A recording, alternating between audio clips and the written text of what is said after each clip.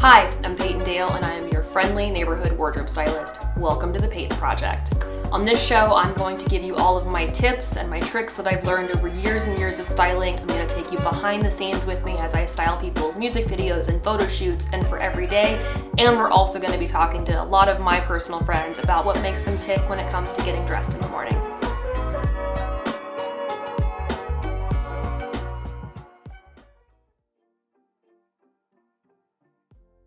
Hey guys, welcome back to the Payton Project. I am so excited to talk to one of my favorite people in the whole wide world, Krystal Douglas. She is an incredible seamstress, a costume maker to the stars, and I call her my work wife. You're gonna find out why today. So thanks so much for being here. I'm really excited to talk to you on camera and not in my living room. Thanks for having me. So I get a lot of questions about tailoring. It's like one of my number one questions on TikTok. I get where to find a good tailor and how to know if they're a good tailor, and are my clothes worth even tailoring at all? So break both of those down. How do we find a good tailor in our area? You know, you first want to figure out if something's worth tailoring, because there are certain things that you're going to want to take to a certain tailor and other things you're just going to want to skip altogether. So the way that we normally look at a garment, let's say you've picked it out in a store or a vintage shop, is the first thing that you want to look for is what's the quality look like.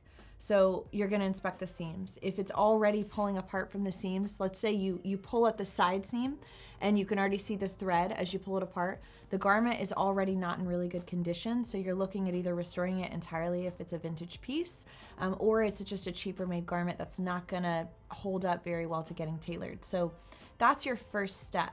If it's not looking like a good quality piece, don't look for a tailor.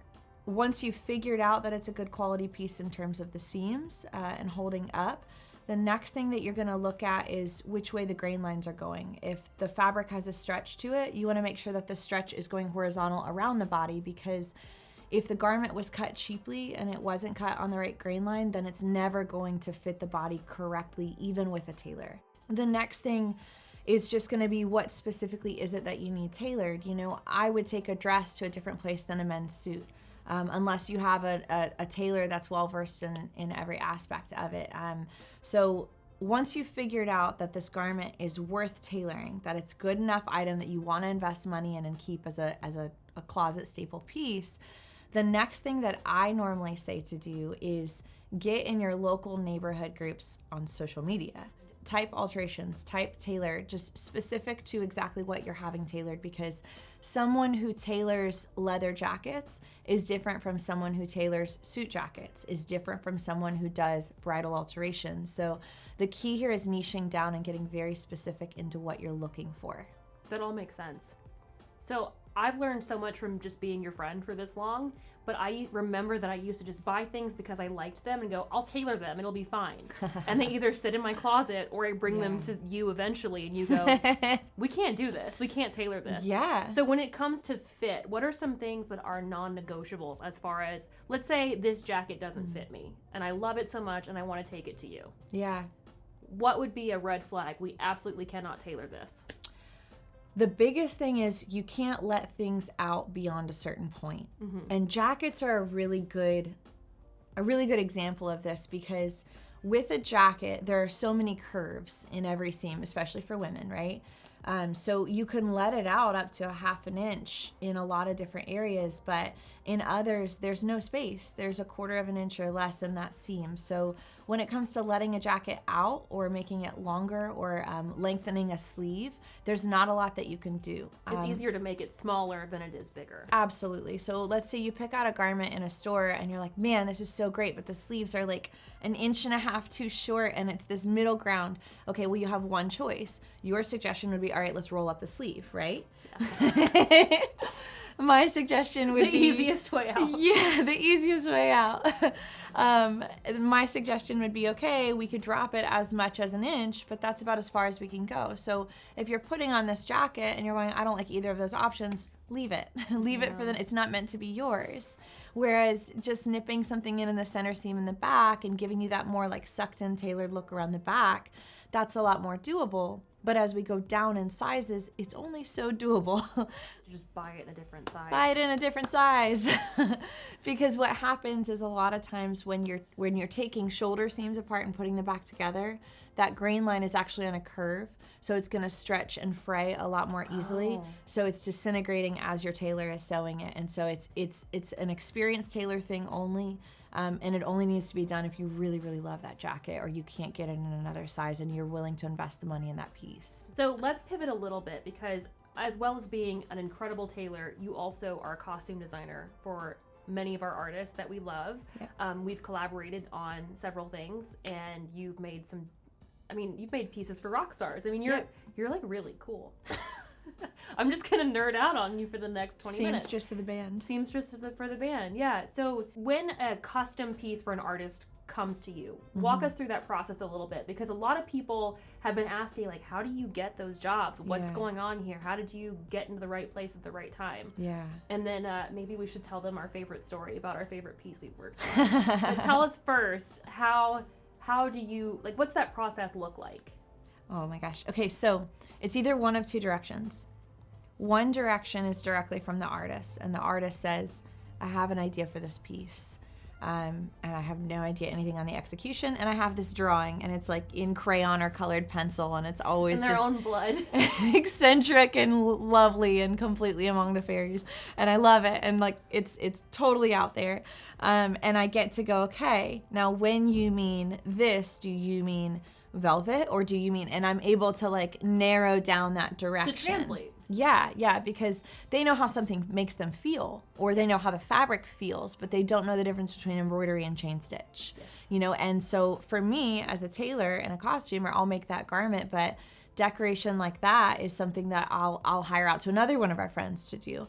And so these custom pieces become so collaborative because it takes so many different skill sets to bring that to life. And usually in entertainment, we always have a deadline, and and we're always limited. My heart rate just started racing. Yeah, because that's the thing is, when we costume, we're always doing it for stage, or we're doing it for a music video, which means by the time that video comes out, it's a different season, as you know. So you're shopping the same way that you're trying to find fur coats in July, I'm trying to find stretch velvet in summer. So it's always a game, and it's always last minute, and you're always relying on what you can get locally or overnight just to be able to pull these things off. And then shipping's a nightmare with COVID and everything else that's been going on. I've spent up to $1,000 to ship something. Ice overnight. Storms and all this crazy stuff that's happened in the last year. It's just most of our jobs have been getting stuff delivered, and like, so I met Krystal 5 years ago, almost, like something lifetime ago, and I met her because I had Charlie Starr. You guys know Charlie. He was on the show. He hired me to do a custom piece that was a very simple piece, and I hired another seamstress who kept messing it up. I had gotten a piece back for Charlie that was a month and a half late, and I got it, and the buttonholes didn't open. And someone had recently said, you need to meet my friend Krystal, because she's like this incredible seamstress. And I had just become your friend on Facebook, and I had not met you in person, and I voice memoed you. And I was working at a music festival. That's right. And I got all of these voice messages from you. Crying. And you were crying in the messages, and I was trying to I make know, it up. I've never met you, but it was a buttonhole. She just needed it ripped open. Like, it was something so simple, but like, if you don't know, you don't know. You'd think that you'd be tearing a garment apart. This poor woman. I'm crying in her voice memo. So Krystal came when she got back in town. She fixed it for me. She remade the garment, and then we became really good friends. But it was. And we did one celebrity wedding together. That's where right. I styled the groomsmen and you tailored them, but we had not done like a costume piece. Right, this jacket was our first custom piece together. So I'd gotten a call that morning to work on a jacket for John Bon Jovi, and I'm flipping out. I'm going, oh my God, yes. And then I thought, I don't know how to sew. They wanted me to design this jacket. Meanwhile, and I went, yeah, it's cool, I could do it. We'll figure it out. Yeah. Meanwhile, I was driving down to Florida to take care of my parents after the hurricane had hit their house. So I call Krystal. Right on the verge of no cell phone service. I was going into like the deadlands, like of no service. And you said, I know that you're busy. I know you're going to help your parents. Do you want to make a jacket for John Bon Jovi? And she went, yes, and hung up. That was it.